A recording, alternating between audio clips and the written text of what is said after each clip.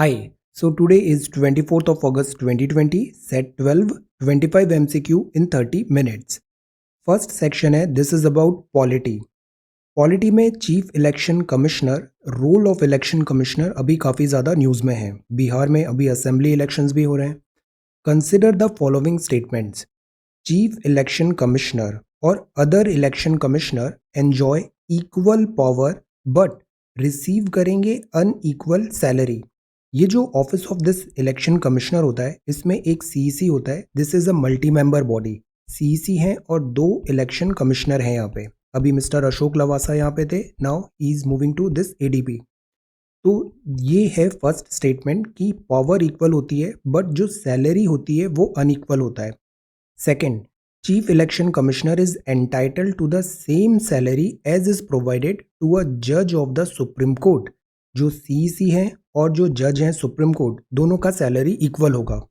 Third statement है chief election commissioner shall not be removed, इनके removal का process from his office except in like manner and on like grounds as a जज of the Supreme court. तो salary जैसे बराबर है, जज का रिमूवल जैसे होता है, वैसे ही सीईसी का रिमूवल होगा।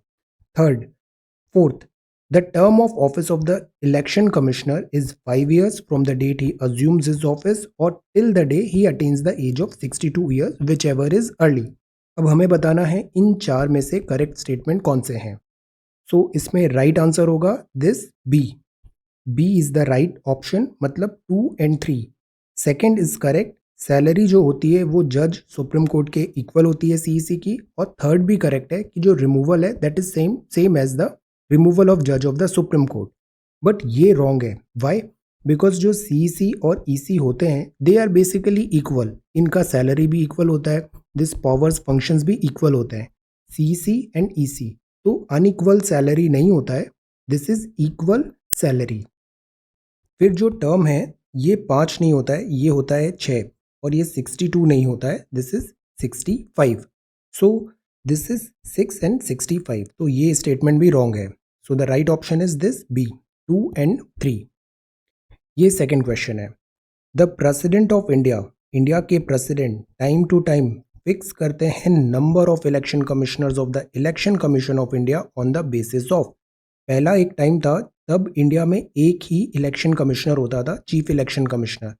बाद में फिर इसको इंक्रीज किया और ये एक मल्टी मेंबर बॉडी बन गई। पहले जैसे वोटिंग थी 21 ईयर्स में होता था, फिर उसको 18 ईयर्स किया, वर्कलोड बढ़ा, तो ये मल्टी मेंबर बॉडी बन गई। अब ये जो नंबर है ये टाइम टू टाइम फिक्स होता है, number of election commissioner president of India करते हैं। बट कैसे करते हैं? एडवाइस बाय द कॉम उनको बोलेगा वैसा होगा, या फिर प्राइम मिनिस्टर ऑफिस एडवाइस करेगा, या फिर ये यूनियन लॉ मिनिस्ट्री होती है। यूनियन लॉ मिनिस्ट्री का काम ही होता है लॉ एंड दिस मेंटेन। तो रिकमेंडेशन कर सकती है यूनियन लॉ मिनिस्ट्री, या फिर पार्लियामेंट इसमें इंटरवीन करेगी और एक लॉ बनाएगी कि बिकॉज ऑफ दीज सर्कमस्टेंसेज हमें ये नंबर चेंज करने की ज़रूरत है, तो that is why number increase या डिक्रीज करें इलेक्शन कमीशन का वर्कलोड के अकॉर्डिंग। तो parliament, law ministry, prime minister office या CoM. So the right answer is A, simply CoM जो बोलेगी प्रेसिडेंट वो कर देंगे, इनके नंबर इंक्रीज और डिक्रीज पॉसिबल है। So this is council of minister. Number 3, under which article of the constitution have the courts been empowered to entertain and allow petition। Court में entertain होगा, पेटिशन होगा, damage against the government for torts. ये क्या होता है? ये क्या होता है कि जैसे सरकार ने कुछ काम किया, उसमें सपोज कुछ गलतियां हुआ, तो हम गवर्नमेंट को भी स्यू कर सकते हैं। गवर्नमेंट रॉन्ग डूइंग्स अगर कुछ हुआ है, पब्लिक लॉस हो रहा है, इंडिविजुअल किसी को डिस्कम्फर्ट हो रहा है, तो हम we can take government to the court और कंपनसेशन एंड ऑल डिमांड कर सकते हैं। तो ये जो प्रोविजन होता है that is this in article B, that is article 300, option number B. Article 300 के अंदर हम गवर्नमेंट को भी, हम यहाँ पे कोर्ट में this we can go to the court and sue the government. So the right answer is this B. Then this is question number 4, national capital of Delhi. India में 28 स्टेट्स हैं, 8 यूनियन टेरिटोरी है। इन 8 union territory में भी जो Delhi NCT है और पुडुचेरी है, इनके पास विधानसभा होती है, they are special. NCT of Delhi, national capital territory, और एनसीआर अलग होता है, दोनों में डिफरेंस पता होना चाहिए। Chief minister is appointed by the president. अब यहाँ के जो चीफ मिनिस्टर हैं वो अपॉइंट प्रेसिडेंट करेंगे? चीफ मिनिस्टर तो गवर्नर करते हैं स्टेट के, लेफ्टिनेंट गवर्नर। तो chief minister is appointed by the president. There shall be council of minister consisting of not more than 10%। 10% से ज़्यादा नहीं होनी चाहिए total number of members in the LA का। सो इसका राइट आंसर होगा दिस सी का मतलब है बोथ 1 एंड 2। चीफ मिनिस्टर यहाँ पे national capital territory that is union territory, तो appointed by the president of India होगा। 70 यहाँ पे सीट है तो 10% इसके ज़्यादा काउंसिल ऑफ मिनिस्टर्स नहीं हो सकते हैं। तो the right answer is this C. ये क्वेश्चन नंबर 5 है। 73rd and 74th amendment extremely important है, फ्रिक्वेंट है, रेगुलर क्वेश्चंस आते हैं 73rd एंड 74th अमेंडमेंट से। Which of the following are common. अब इसमें क्या कुछ प्रोविजंस दिए कि अर्बन लोकल बॉडीज और रूरल जो बॉडीज हैं डिसेंट्रलाइजेशन है, तो इसमें कुछ कंपलसरी प्रोविजंस होंगे और कुछ होंगे दिस वॉलेंटरी। तो हमें बताना है कंपलसरी प्रोविजंस क्या है 73rd and 74th constitutional amendment act के। 5 साल में इलेक्शंस होना चाहिए, ये होगा। रिजर्वेशन होना चाहिए बैकवर्ड क्लासेस का, रिजर्वेशन होना चाहिए विमेन का, और नगर पंचायत भी बनाने का प्रोविज़न होना चाहिए। तो इसमें जो कंपलसरी प्रोविजंस हैं वो होंगे केवल डी मतलब 1 एंड 3। 5 ईयर में इलेक्शन होना है तो ये होना है, दिस इज कंपलसरी, ये कंपलसरी प्रोविजंस है कॉन्स्टिट्यूशन में। और reservation of this for women 1/3 seat, ये रिजर्वेशन होना चाहिए। But reservation for backward classes in नगर पंचायत ये कंपलसरी प्रोविजंस में इंक्लूडेड नहीं है। So the right answer is this D 1 and 3। सो ये पॉलिटी के 5 क्वेश्चंस हैं। Now let us move to history. अभी हमने आर्ट का बुक पढ़ा क्लास 11th का, उसमें हमने देखा भीमबेटका पेंटिंग्स। फिर हमने पढ़ा इसमें this Ajanta and Ellora mural paintings. फिर हमने आगे चल के और इवॉल्व फॉर्म ऑफ पेंटिंग्स देखा, तो उसमें ये एक टर्म आया था फ्रेस्को स्टाइल। फ्रेस्को स्टाइल क्या होता है और ये पेंटिंग कहाँ पे मिलेगी? भीमबेटका में भी पेंटिंग है, दिस पिकली कल में भी पेंटिंग है, अजंता में भी है, एलोरा में भी है।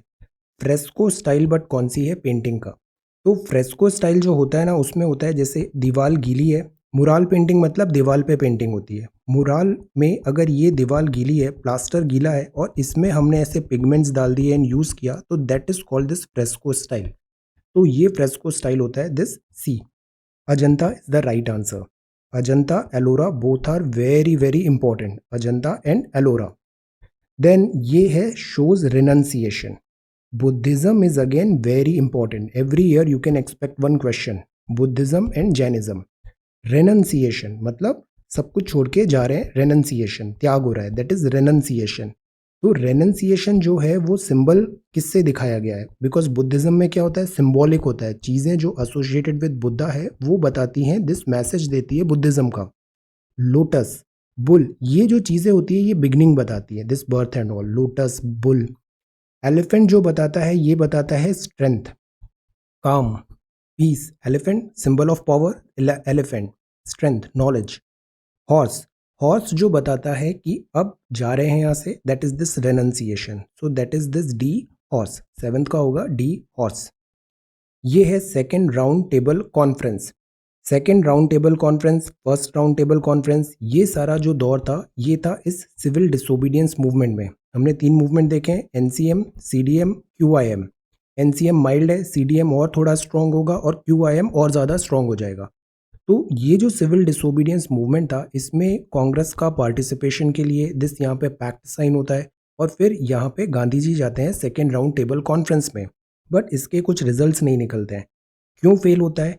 Priority to be given to communal question, suspension of civil disobedience movement में डिसएग्रीमेंट आ रहे थे, ग्रांट ऑफ डोमिनियन स्टेटस पे डिसएग्रीमेंट आ रहे थे and date of transfer of power पे भी डिसएग्रीमेंट आ रहे थे। तो जो रियल रीजन है that is this A, priority to be given to communal question. इस बात पे डिसएग्रीमेंट हो रहा था बहुत ज़्यादा। हमने पढ़ा था इंडिया में इनिशियली ये कॉम्युनल जैसा अंडरटोन नहीं होता था सोसाइटी में। 1909 में यहाँ पे जब ये एक्ट आया, इस एक्ट में क्या किया, दिस कॉम्युनल इलेक्टोरेट की बात किया और वहाँ से ये सीड्स बो दिए इन्होंने this communal tension and all के। तो ये जो फेल हुआ था that was this on this communal question, priority पे देने के कारण ये फेल हो गया था second round table conference. Then ये 9th है, ये है पट्टचित्र, पेंटिंग, पट्टचित्र। ये जो पट्ट है, चित्र पेंटिंग है, पट्टचित्र जो होता है ये स्टाइल ऑफ पेंटिंग होता है। ये ओल्डेस्ट आर्ट फॉर्म है जो वेस्ट बंगाल में मिलती है। दिस इज क्वाइट ओल्ड, काफ़ी टाइम से है ये। It is a painting done on canvas, एक कैनवास में पेंटिंग है। Manifested by rich colourful application है, क्रिएटिव मोटिव है और डिज़ाइन है। This Pattachitra beautiful paintings. Popular theme क्या होती है? बिकॉज पेंटिंग में हमने पढ़ा है, पेंटिंग में एक नैरेटिव होता है, थीम होती है। जैसे कि आर्ट फॉर्म में दिखाया है थिया बढ़िया, कृष्ण लीला या दशावतार पट्टी, ये सारी चीज़ें उसमें दिखाया गया है। तो करेक्ट क्या होगा इसमें से? करेक्ट होगा कि जो पट्टचित्र है ये पट्टचित्र बंगाल में नहीं होता है। ये जो पट्टचित्र है that is this in Orissa. तो the right answer is 2 and 3। C is the right answer. This is true and this is not West Bengal, this is Orissa. Then ये 10th है। गुप्ता रूल इन इंडिया बहुत इंपॉर्टेंट है, काफ़ी ज़्यादा यहाँ पे काम हुआ है, गोल्डन एज भी माना जाता है, काफ़ी सारा वर्क हुआ है यहाँ पे। एक है प्रयाग प्रशस्ति। प्रयाग प्रशस्ति मतलब कुछ अच्छी बातें वहाँ पे लिखी है। प्रयाग प्रशस्ति, जैसे प्रशस्ति पत्र होता है तो प्रयाग प्रशस्ति। ये is known as the Allahabad pillar, inscription है। ये कंपोज किया था हरि सेन ने। बाण भट्ट थे एक, ये कोर्ट पोएट थे इस टाइम पे समुद्रगुप्त के। प्रयाग जो प्रशस्ति था इसने कंपोज किया था प्रेज में, प्रशस्ति में समुद्रगुप्त जो थे, गुप्ता रूलर थे। तो इनमें से इसमें अब करेक्ट आंसर क्या होगा? So the right answer is this D, 2 only. देखो यहाँ पे हाईलाइट भी है, दिस इज इनकरेक्ट। यहाँ पे पूछा गया है इनकरेक्ट क्या है यहाँ पे। तो ये जो सेकंड स्टेटमेंट है ये इनकरेक्ट है। बाण भट्ट जो थे ये कोर्ट पोएट समुद्रगुप्त नहीं, ये तो this Harishchandra, this is not Samudragupta. So the right answer is this D, 2 only. ये इनकरेक्ट है। This is true, this is true, question में पूछा गया है इनकरेक्ट, तो D is the right answer. तो दिस इज हिस्ट्री। अब हम पढ़ते हैं ज्योग्राफी। ज्योग्राफी का पहला सवाल है about this tributaries of Indus. Tributary क्या होता है? ट्रिब्यूट देना, चढ़ावा देना। जैसे मेन रिवर है, इसमें पानी लाके अगर दे रहे हैं तो that is called this tributary. Distributary होता है जो समुद्र में ऐसे पानी डिस्ट्रीब्यूट होता है। तो ये ट्रिब्यूटरी बतानी है हमें इंडस का। चेनाब जो होती है, again drainage system, NCERT class 11 excellent chapter, ये सब लिखा हुआ है वहाँ पे। चेनाब फ्लो होती है through the Wular lake. Wular lake कहाँ पर है? चेनाब यहाँ से फ्लो होती है। सतलज जो होती है वो नियर मानसरोवर से ओरिजिनेट होती है। नियर मानसरोवर, 2 और रिवर ओरिजिनेट होती है, उनका नाम बताइए। सतलज ओरिजिनेट नियर मानसरोवर इन तिब्बत और पासेस थ्रू शिपकी ला होती है और फिर ये ऐसे इंडिया में आके मूव होती है। ब्यास रिवर जो है ये through the state of Himachal, Punjab और जैक में यहाँ फॉलो होती है। अब इसमें से करेक्ट ऑप्शन क्या होगा? Answer this question. So the right answer is C. C means this 1 and 3। Again यहाँ पे क्या पूछा है? Not correct. Be very very careful, not correct है। तो जो फर्स्ट और 3 है ये नॉट करेक्ट है।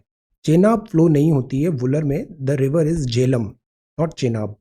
थर्ड भी रॉन्ग है। ये जो ब्यास रिवर है ये पंजाब में है, हिमाचल है, बट जम्मू एंड कश्मीर में नहीं जाएगी, सो दिस इज रॉन्ग। और ये तो राइट है, सो नॉट करेक्ट में आंसर हुआ दिस सी, 1 and 3। ये क्वेश्चन नंबर 12 है। Retreating monsoon, again Indian geography, excellent book. Monsoon पहले ऐसे अराइवल होता है, फिर ऊपर आगे बढ़ता है, फिर जब विंटर्स जब ओवर होता है, मॉनसून एडवांसिंग मॉनसून ओवर होता है तो ये रिट्रीट होने लग जाता है। रिट्रीटिंग मॉनसून ऐसे होता है, बे ऑफ बंगाल से पानी पिक करता है और यहाँ पे ये रेन होता है। तो दैट इज वाई चेन्नई में आप देखना विंटर रेन्स आता है। This winter rains is Coromandel coast में। तो जो मॉनसून है वो start retreating from eastern India. ये ईस्टर्न इंडिया है, तो क्या यहाँ से रिट्रीट होगा या फिर यहाँ से रिट्रीट होगा? The weather is marked by clear skies. The eastern peninsula, ये जो ईस्टर्न पार्ट है पेनिनसुला, यहाँ पे हैवी रेनफॉल होगा। कहाँ पर? रिट्रीटिंग मॉनसून में। एडवांसिंग मॉनसून में यहाँ इतना पानी नहीं गिरता है, बट रिट्रीटिंग में यहाँ बहुत पानी गिरता है। अब यहाँ पूछा है correct, so the right answer is this B. B का मतलब 2 and 3। जब रिट्रीटिंग मॉनसून होता है तो यहाँ पे क्लियर स्काइज आएंगे। ईस्टर्न पेनिनसुला है, यहाँ पे हैवी रेनफॉल आएगा। ईस्टर्न दिस कोरोमंडल, यहाँ पे इस जगह पे ज़्यादा पानी गिरेगा। Monsoon start retreating from eastern India, this is wrong. So the right answer is this B, 2 and 3। ये टर्म है वेरिएबिलिटी का, रेनफॉल। वेरिएबिलिटी का कॉन्सेप्ट होता है कि जैसे आपके मार्क्स आ रहे हैं, कभी 5 आ रहा है, कभी 24 आ रहा है, कभी 7-8 आ रहा है, कभी से 20 प्लस आ रहा है, तो इसमें वेरिएशन बहुत ज़्यादा हो रहा है। ऐसे ही जो रेनफॉल होता है इसमें वेरिएशन बहुत ज़्यादा होता है, तो उसको हम बोलते हैं variability. There is high rainfall होगा as well as high rainfall variability होगा वेस्टर्न घाट्स में। ये वेस्टर्न घाट्स हैं, वेस्टर्न घाट्स में पानी तो ज़्यादा गिरता है, हाई रेनफॉल है, बट वेरिएबिलिटी भी हाई होगी। वेरिएबिलिटी मतलब कभी बहुत ज़्यादा है, फिर एकदम कम है, फिर बहुत ज़्यादा है, कम है। नो, ऐसा नहीं होता वेस्टर्न घाट में, यहाँ कंसिस्टेंटली हाई वाटर रहता है। तो हाई रेनफॉल है as well as high rainfall variability. तो वेरिएबिलिटी तो हाई नहीं है, यहाँ लो वेरिएबिलिटी है, डिफरेंस नहीं आ रहा है, मतलब सब कंसिस्टेंट एक नैरो रेंज में ही पानी है। लो रेनफॉल है और हाई रेनफॉल वेरिएबिलिटी राजस्थान में। Now this is true, Rajasthan में पानी कम गिरेगा, लो रेनफॉल है, और हाई रेनफॉल वेरिएबिलिटी है, मतलब कभी बहुत पानी आ गया फिर एकदम ड्राई हो गया, तो दिस वेरिएशन इज हाई। तो इसमें करेक्ट ऑप्शन क्या होगा? The right answer is this B, two only. ये रॉन्ग है, ये राइट है। करेक्ट पूछा है यहाँ पे, वेरिएबिलिटी एंड लो और हाई रेनफॉल। ये नंबर 14 है। इंडिया में हमने इसको एनसीईआरटी में अगेन देखा है, डिजास्टर प्रिपेयर्डनेस की जो पूरा इंडिया है इसका मैपिंग किया है अर्थक्वेक जोन्स में, कहाँ अर्थक्वेक का प्रोबेबिलिटी ज़्यादा है, इस तरीके से जोनिंग है। Which of the following regions their parts classified है most probable earthquake zone by Bureau of Indian Standard. इसका एक बहुत अच्छा मैप है NCERT, have a look, Bureau of Indian Standard के हिसाब से। North Bihar, Rann of Kutch, Andaman and Nicobar Island and Kanyakumari, this Kudankulam belt. तो सबसे ज़्यादा जो अर्थक्वेक का ये क्लासिफाई किया है मोस्ट प्रोबेबल, वो कौन सा जोन है? सी। इसका जो राइट आंसर होगा वो होगा ए। वाई ए? नॉर्थ बिहार जो है स्पेशली अर्थक्वेक वहाँ पे आते हैं जहाँ पे कुछ प्लेट टेक्टोनिक जैसी एक्टिविटी है, या फिर वहाँ पे कुछ फॉल्ट लाइन है, something there has to be there, some tectonic, this earth के अंदर का मूवमेंट होना चाहिए। तो उससे क्या होता है, जो स्टोर्ड एनर्जी होती है वो सडन रिलीज होती है, और वो ही होता है दिस क्वैक कंपन, that is called this earthquake. North Bihar में आते हैं, रन ऑफ कच्छ में भी है, अंडमान निकोबार तो है ही, बट ये जो साउथ का पोर्शन है ना ये रिलेटिवली स्टेबल है यहाँ पे, कन्याकुमारी कुंडनकुलम बेल्ट, तो ये यहाँ पे इंक्लूडेड नहीं होगा। So the right answer is this 1, 2 and 3। ये है ओशियन डिपॉजिट्स। ओशियन में डिपॉजिट्स होते हैं, ज़्यादातर पोर्शन ओशियन है, this is Indian Ocean, Bay of Bengal, Arabian Sea, यहाँ पे बहुत सारे डिपॉजिट्स होंगे। तो एक होता है मड्स। मड्स मतलब जैसे ये टेरिजिनस डिपॉजिट्स हैं, लैंड से यहाँ पे ट्रैवल होता है, रिवर्स लेके जा रही है, ये सारे डिपॉजिट्स फिर ओशन में जा रहे हैं, सो दीज आर मड्स। ऊजेस जो होते हैं ये बेसिकली जो बायोलॉजिकल है या फिर डेड हैं ऑर्गेनिज्म एंड ऑल, उनसे ये सारी चीज़ें बनती है, that is called this oozes. Red clay जो होता है ये बेसिकली वॉल्केनिक इरप्शन वगैरह कुछ हुआ है तो उससे मटेरियल यहाँ से निकलेगा अर्थ के इनसाइड से, that is this red clay, ये भी ओशन में डिपॉजिट्स होते हैं। विच ऑफ द फॉलोइंग यहाँ पे पूछा है, टेरिजिनस ओशियन डिपॉजिट। टेरिजिनस मतलब वो लैंड, मतलब कॉन्टिनेंट से ओशन में गए, तो ये कॉन्टिनेंट से ओशन तो गया नहीं है, ये भी कॉन्टिनेंट टू ओशन नहीं गया है, बट ये कॉन्टिनेंट टू ओशन गया है। So the right answer is this A, 1 only. So ये ज्योग्राफी के 5 क्वेश्चंस हैं। Now let us move to economics. हम कॉन्टिन्यूसली ये टर्म पढ़ रहे हैं, green shoots, green shoots in Indian economy. थोड़ा सा भी कुछ अच्छा दिखता है हम बोलते हैं ग्रीन शूट्स दिख रहे हैं। तो ग्रीन शूट्स क्या होते हैं? Sign of growth of agriculture sector, because आज भी पेपर में हमने पढ़ा फार्म सेक्टर प्रॉमिसिंग दिख रहा है, फार्म सेक्टर काफ़ी अपलिफ्ट कर सकता है इकोनॉमी को, पोटेंशियल है agriculture sector in a growing economy, तो इसको हम ग्रीन शूट्स बोलेंगे। एग्रीकल्चर है, ग्रीन शूट्स है। Science of economic recovery during an economy downturn, economy downturn चल रहा है, अचानक थोड़ा सा ग्रोथ दिखा तो उसको हम बोलेंगे this green shoots. Sign of growth of agriculture sector in a declining economy, economy decline है but this is specifically to this agriculture sector. या फिर signs of economic decline in a किसी डेवलप्ड इकोनॉमी में से USA and all. So इसका right answer होगा this B. B मतलब ऐसा एग्रीकल्चर स्पेसिफिक नहीं है, ग्रीन शूट्स का होता है कि ज़मीन बंजर पड़ी है, बहुत ज़्यादा इकोनॉमिक डाउनटर्न है, अचानक उसमें एक पौधा दिखा तो that is called this green shoot. तो ये साइन ऑफ इकोनॉमिक रिकवरी है during an economy down turn. अब ये एक और टर्म न्यूज़ में है काफ़ी ज़्यादा, under recovery. Under recovery because government क्या कर रही है, बहुत ज़्यादा डिसइन्वेस्टमेंट का प्लान है, बीपीसीएल एंड ऑल, गवर्नमेंट यहाँ से निकलना चाहती है, बिकॉज रिकवरी नहीं है, अंडर रिकवरी है। अंडर रिकवरी मतलब you were expecting certain revenue but वो आ नहीं रहा है। The term under recovery was recently in the news is related to which of the following? Government का स्पेंडिंग मोर है सब्सिडी में. सब्सिडी क्या होता है? जैसे 100 रुपये का सामान है, आप उसमें केवल 50 रुपये दो, 50 रुपी जो होगा वो सरकार वहन करेगी. तो इतना सब्सिडाइज्ड हो गया, एक्चुअल प्राइस उसकी 50 हो गई, 50 रुपी गवर्नमेंट ने दे दिया. That is called this subsidy. Spending more on the subsidy than the budgeted amount. तो जब सब्सिडी पे खर्चा ज़्यादा हो जाता है सरकार का तो वो अंडर रिकवरी है. Cost incurred by PSU in providing subsidies. Government giving exemption on certain types of taxes. Government छूट देती है, एग्जाम्शंस देती है, तो वो अंडर रिकवरी, बिकॉज फिर रिकवरी प्रॉपर नहीं हो पाएगी. Central government getting less repayment on loans given to states. सरकार ने लोन दिया बट ये लोन का रिकवरी नहीं हो रहा है, स्टेट्स वापस पैसा नहीं कर रहे हैं, तो ये हो जाएगा under recovery. Now answer this question. ये जो है दैट इज दिस बी. ये जो टर्म होता है ये स्पेसिफिकली यूज़ होता है PSUs में, जैसे BPCL ऑयल वाली कंपनीज़ हैं, सिलेंडर वाली कंपनीज़ हैं. तो ये जो पब्लिक सेक्टर हैं, अंडरटेकिंग्स हैं, ये जो हैं ये सब्सिडी गवर्नमेंट बोलती है प्रोवाइड करने का, बट वो उसकी कॉस्ट रिकवर नहीं कर पाते, तो वो हो जाती है अंडर रिकवरी चल रही है दिस LPG में या फिर गैस में, दिस पेट्रोलियम में. तो that is cost incurred by PSU in providing subsidy. तो the right answer is this B. ये है इकोनॉमिक थ्रेशोल्ड लिमिट. ये भी अभी बहुत ज़्यादा न्यूज़ में हमने देखा है. इकोनॉमिक थ्रेशोल्ड लिमिट, हर चीज़ का ना एक कॉस्ट होता है. कॉस्ट मतलब आप कितना इनपुट डाल रहे हो और उसके हिसाब से कितना आउटपुट मिल रहा है. अनलिमिटेड इनपुट तो होता नहीं है हमारे पास, तो हमेशा हमें क्या करना चाहिए? Cost this return of investment देखना चाहिए कि कितना मेहनत पे कितना फिर रिटर्न मिलेगा. थ्रेशोल्ड एक होता है, हम हमेशा क्या करते हैं? इक्विलिब्रियम बनाने की कोशिश करते हैं. जैसे कल हमने पैरेटो इक्विलिब्रियम देखा था. अब यहीं एक थ्रेशोल्ड लिमिट आती है, इकोनॉमिक थ्रेशोल्ड लिमिट. ये रिसेंटली न्यूज़ में था. मतलब कितना कॉस्ट लगा रहे हैं तब जाके हमें फिर यहाँ पे कुछ बेनिफिट मिल रहा है. Potential GDP growth, capacity utilization of the economy, best management for crop, underground water level. तो इसका राइट आंसर है C, best management for crops. अभी जैसे लॉक्यूस्ट अटैक भी होता है, तो लॉक्यूस्ट अटैक होता है और आपकी ये क्रॉप है, ये 100 रुपये की क्रॉप है. लॉक्यूस्ट अटैक को वार्ड ऑफ करने के लिए आपको 1000 रुपये के इंसेक्टिसाइड लग जाएंगे. तो ये क्या वाइज डिसीजन होगा? फार्मर कभी ऐसा नहीं करेगा. तो ये थ्रेशोल्ड वहाँ पे होता है, कॉस्ट बेनिफिट एनालिसिस होता है कि ठीक है 100 रुपये का नुकसान हो रहा है, इसको बचाने के लिए 1000 रुपये लग जाएंगे, तो ओवरऑल तो 900 का लॉस हुआ. Economic threshold limit.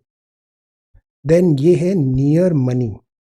ये टर्म अक्सर यूज़ होता है, हम आगे चल के ये भी देखेंगे M0, M1, M2 क्या होता है, hot money, near money etcetera.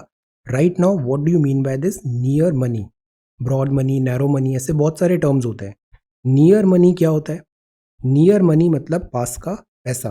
पास का पैसा मतलब जिसको आप तुरंत यूटिलाइज कर सकते हो. तुरंत यूटिलाइज कर सकते हो मतलब वो लिक्विड है, वो लिक्विडिटी बहुत ज़्यादा है उस पैसे में, that is called this near money. Liquidity is high. Treasury bill liquidity होती है.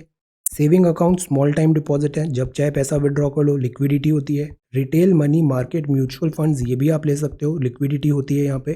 तो 1, 3, 4 जो है that is this near money. 1, 3 and 4.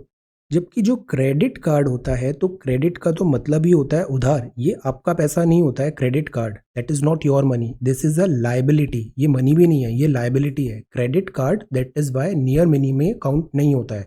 So 1, 3 and 4 is the right option. ये है क्राउड इन. ये टर्म भी अभी बहुत ज़्यादा बजट में यूज हुआ है. क्राउड इन, क्राउड मतलब होता है भीड़ हो गई है बहुत ज़्यादा. क्राउड इन मतलब आप भीड़ को एनकरेज कर रहे हो. Crowd in the economy is related to which of the following? Targeted government spending होगी. गवर्नमेंट ने एक सेक्टर पिक किया, उस पर पैसा लगाया, तो वो सेक्टर अपने ज़्यादा ऑटो में सेट हो गया और नया उसमें प्राइवेट प्लेयर्स भी आने लग गए, खर्चा होने लग गया, सस्टेनेबल इकोनॉमी हो गई. तो targeted government spending act as an engine of growth in the short run. Government spending complement करेगी प्राइवेट इन्वेस्टमेंट को. कॉम्प्लीमेंट मतलब क्या होता है? एक दूसरे का पूरक. दिस कॉम्प्लीमेंट कर रहा है, this is complement. Government spending substitute the private investment. Government जो है वो सब्सटीट्यूट कर देगा प्राइवेट इन्वेस्टमेंट को. नाउ कॉमन सेंस है, अगर ये है तो ये नहीं होगा, अगर ये है तो ये नहीं होगा. 2 और 3 कभी भी साथ में नहीं आएंगे. ओके, 2 एंड 3 कभी साथ में नहीं आएंगे.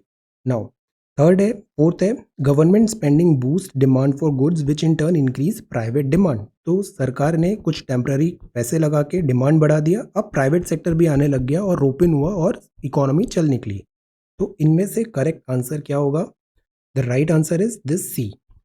सी 1, 2 एंड 4, 1, 2 एंड 4 सब्स्टिट्यूट रीज़न नहीं होता है, वो क्राउडिंग आउट हो जाएगा। सब्स्टिट्यूट नहीं होता है प्राइवेट इन्वेस्टमेंट का, वो होता है कि प्राइवेट इन्वेस्टमेंट एनकरेज करें। अभी इकोनॉमी में ऐसा चल रहा है कि प्राइवेट सेक्टर पैसा लगा ही नहीं रहा है, इन्वेस्टमेंट नहीं हो रहा है, तो सरकार क्राउडिंग की बात कर रही है कि प्राइवेट इन्वेस्टमेंट को इंक्रीज करें हम इकोनॉमी में।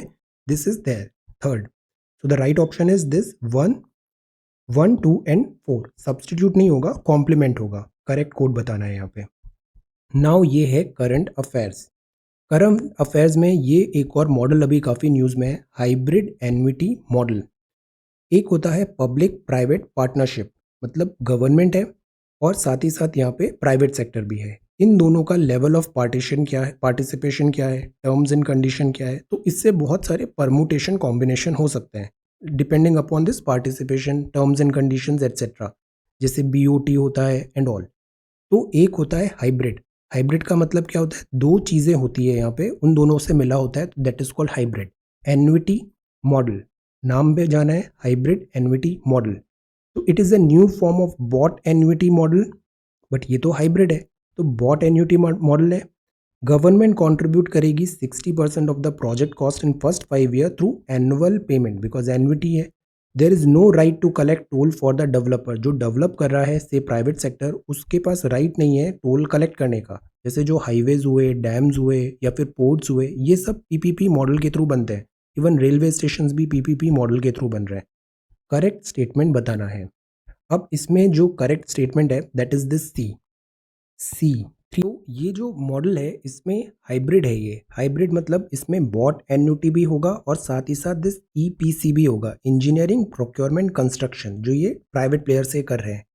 और ये 60% नहीं होता है, this is only 40% of project cost. तो this is also wrong, this is also wrong. But there is no right to collect toll for the developer. Developer मतलब जिसने यहाँ पे काम किया, वो टोल का नहीं होगा, उसके बदले में सरकार इन्हें कंपनसेशन देती है, एन्युटी देती है। So the right answer is this 3 only C. ये दूसरा है स्टेटमेंट दिस 22। इको रैप अभी न्यूज़ में था। इको रैप एक फ्लैगशिप इकोनॉमिक रिसर्च रिपोर्ट है, report and indices every year, one report and indices. तो Ecowrap flagship economic research report है, फाइनेंशियल इंस्टीट्यूशन ऑफ इंडिया इसको लाता है। नाम बताइए, आरबीआई, एसबीआई, सेबी या फिर this NABARD. So the right answer is this B. ये जो रिपोर्ट है Ecowrap, this is by this State Bank of India.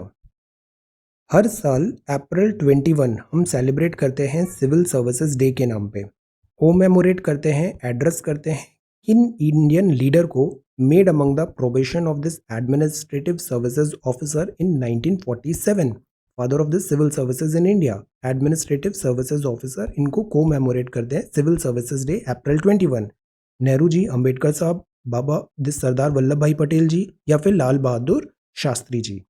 So the right answer is this C. This is for Sardar Vallabh Bhai Patel. अब ये एक और map का question है कि यहाँ पे है टर्की। टर्की जो है, टर्की बॉर्डर कर रहा है ग्रीस को, लेबनान को, जॉर्जिया को, इराक को, सीरिया को। टर्की अभी काफ़ी ज़्यादा न्यूज़ में भी चल रहा है, तो हमें इसकी मैपिंग पता होना चाहिए। टर्की बहुत यूनिक इसलिए भी है बिकॉज ये आधा तो एशिया में है और कुछ पार्ट इसका यूरोप में भी है। तो it is very important, connectivity जो होती है एशिया एंड यूरोप, दो कॉन्टिनेंट्स का, तो Turkey that is by important. Greece, Lebanon, Georgia, Iraq and Syria. तो इसमें जो करेक्ट ऑप्शन होगा वो क्या होगा? The option is this B. B means this 1, 3, 4, 5, Greece, Georgia, Iraq and Syria ये बॉर्डर शेयर करेंगे टर्की के साथ। लेबनान बॉर्डर शेयर नहीं करता है टर्की के साथ। Let us look at this map. ये हम यहाँ पे आते हैं, ये है टर्की। टर्की के ऊपर ब्लैक सी है और नीचे मेडिटेरेनियन सी है। टर्की अगर ये बॉर्डर शेयर कर रहा है से सीरिया के साथ है, सो दिस इज़ ईरान, और ये ईरान के इधर इराक भी है, इराक के साथ भी है, part of this border share कर रहा है this Turkey, look at here. Then ऊपर जॉर्जिया भी है, देन ये ब्लैक सी, और यहाँ पे आता है ये ग्रीस भी आ रहा है और ये बुल्गारिया भी आ रहा है। सो टर्की इन सारे कंट्रीज के साथ बॉर्डर शेयर कर रहा है. इसका जो हाफ कुछ पार्ट है दैट इज इन एशिया, ये इस्तांबुल सिटी है. देन फिर ये आ जाता है Europe. The right answer is this B. The right answer is this B. 1, 3, 4 and 5. Then ये क्वेश्चन नंबर 25 है. Consider the following statement. ये जो पार्क है, नेशनल पार्क है, ये प्रोटेक्टेड है की स्टोन स्पीशीज है. की स्टोन का मतलब क्या होता है? स्टोन स्पीशीज है नीलगिरी ताहर. ये जो पार्क है ये कैरेक्टराइज्ड है माउंटेन ग्रासलैंड्स हैं, श्रबलैंड्स हैं, शोलाज मिलते हैं यहाँ पे, हाई एल्टीट्यूड एरिया में हाई रेनफॉल है, near freezing temperature and high winds हैं. ये पार्क है part of Nilgiri Biosphere reserve का भी. तो हम किस नेशनल पार्क की बात कर रहे हैं? We are talking about this Mukurthi. Mukurthi National Park, Nilgiri Biosphere Reserve. So the answer is this A. Answer is A. Keystone species Nilgiri tahr है, माउंटेन ग्रासलैंड्स हैं, शोलाज भी हैं and part of Nilgiri Biosphere Reserve है. This is this Mukurthi National Park. ये हमने जाना Turkey के बारे में. बॉर्डर शेयर है Greece, Georgia, Iran and Syria. Then this is April 21, Sardar Vallabh Bhai Patel. Ecowrap है that is by SBI. Hybrid annuity model है. This is BOT and this EPC 40%. और कोई राइट नहीं होता है collect toll for the developer. ये है क्राउड इन, एनकरेज कर रहे हैं प्राइवेट इन्वेस्टमेंट को. ये नियर मनी है मतलब इजीली लिक्विडिटी यहाँ पे मिलेगा. ये इकोनॉमिक थ्रेशोल्ड लिमिट है. Cost benefit analysis, pest management for crops. ये अंडर रिकवरी है that is about this. PSU को कितना कॉस्ट लग रहा है प्रोवाइडिंग सब्सिडी में. ये ग्रीन शूट्स हैं, economic recovery. This is about terrigenous ocean deposits. Bureau of Indian Standards ने ये बताया है अर्थक्वेक का जोनिंग, मैपिंग ऑफ इंडिया. ये वेरिएबिलिटी होता है रेनफॉल का. Retreating monsoon. This is about tributaries of Indus. और ये है दिस गुप्ता रूल में प्रयाग प्रशस्ति, समुद्रगुप्त. ये है Pattachitra painting, second round this conference, renunciation symbol, Buddhism और फ्रेस्को स्टाइल. ये है this 73rd and 74th constitution, NCT Delhi. Article of the constitution, government for torts. This is 300. Then ये election commission and this is also election commission. So this is 24th of August 2020. Thank you so much for watching this video. Take care, study well and be safe.